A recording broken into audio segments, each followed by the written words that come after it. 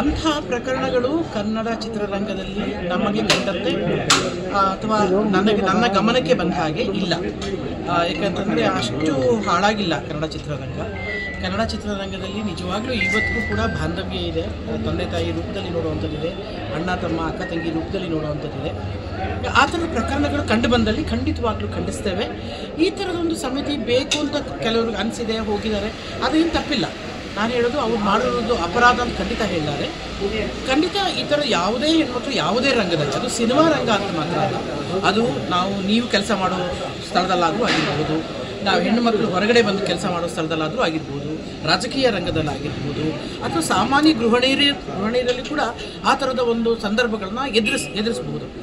ಎಲ್ಲರಲ್ಲಿ ಕೂಡ ಸಮಗ್ರವಾಗಿ ಒಂದು ಐ ಥಿಂಕ್ ರಾಷ್ಟ್ರೀಯ ಮಹಿಳಾ ಆಯೋಗನೂ ಇದೆ, ಹಾಗೆ ರಾಜ್ಯದಲ್ಲಿ ಕೂಡ ಮಹಿಳಾ ಆಯೋಗ ಇದೆ.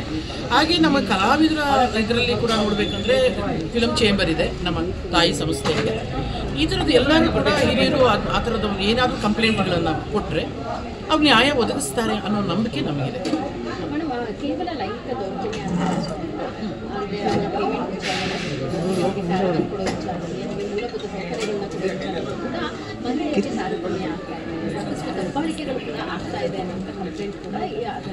ವೈಯಕ್ತಿಕವಾಗಿ ನನ್ನ ಕೇಳಿದ್ರೆ ನಾನು ಎಲ್ಲೂ ನೋಡಿಲ್ಲ ಅಥವಾ ನನಗಾಗಿಲ್ಲ.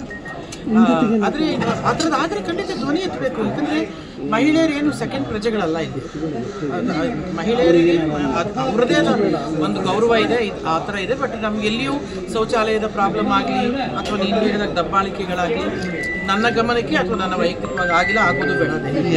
ಆದರೆ ಯಾವುದೇ ಧ್ವನಿ ಎತ್ತುವರ ಧ್ವನಿಯನ್ನು ಅಡಗಿಸೋದು ಬೇಡ.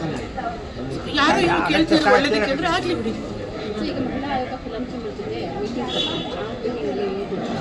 ನನ್ನ ಕರೆದಿಲ್ಲಮ್ಮ ಇದುವರೆಗೂ. ಕರೆದು ಖಂಡಿತ ಕಾರ್ಯ ಬಂದರೆ ಖಂಡಿತ ಆ ಥರದ್ದೇನಿಲ್ಲ ಸರ್. ನಾವು ಹೆಣ್ಮಕ್ಳು ನಿಜವಾಗ್ಲೂ ಹೇಳಿಲ್ಲ ಸರ್, ಪಾಪ ಗಂಡ್ಮಕ್ಳು ಸರ್, ಅದನ್ನು ಮಾತ್ರ ನಾವು ನಿಜವಾಗ್ಲೂ ಎಲ್ಲದರಲ್ಲೂ ಮುಂದೆ ಇದ್ದೀವಿ.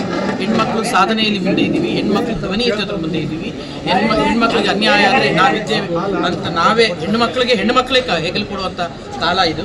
ಹೆಣ್ಮಕ್ಳು ಎಲ್ಲ ರಂಗದಲ್ಲೂ ಸಾಧನೆ ಮಾಡಿದ್ದೀವಿ. ನನಗೆ ಅದನ್ನು ಮೀರಿ ಕೂಡ ಏನೋ ದೌರ್ಜನ್ಯ ಆಗ್ತಿದೆ ಅಂದರೆ ಧ್ವನಿ ಎತ್ತೋದ್ರಲ್ಲಾಗಲಿ, ಸಂಘಟನೆ ಆಗೋದ್ರಲ್ಲಾಗಲಿ ಅಥವಾ ಕಂಪ್ಲೇಂಟ್ ಕೊಡೋದ್ರಲ್ಲಾಗಲಿ ತಪ್ಪೇನಿಲ್ಲ. ಕನ್ನಡಿಗರ ಮೆಚ್ಚಿನ ನಿಮ್ಮ ನ್ಯೂಸ್ 18 ಕನ್ನಡ ಈಗ ವಾಟ್ಸ್ಆಪ್ನಲ್ಲಿಯೂ ಲಭ್ಯ. ಕರ್ನಾಟಕ ಮತ್ತು ದೇಶ ವಿದೇಶದ 360 ಡಿಗ್ರಿ ಸುದ್ದಿ ವಿವರವನ್ನ ನೀವು ನಿಮ್ಮ ಕೈ ಬೆರಳುಗಳಲ್ಲಿಯೇ ಪಡೆಯೋದಿಕ್ಕೆ ಈ QR ಕೋಡ್ ಅನ್ನು ಸ್ಕ್ಯಾನ್ ಮಾಡಿ. ನಮ್ಮ ಚಾನೆಲ್ ಅನ್ನು ಫಾಲೋ ಮಾಡಿ, ನೋಟಿಫಿಕೇಶನ್ ಆನ್ ಮಾಡಿ.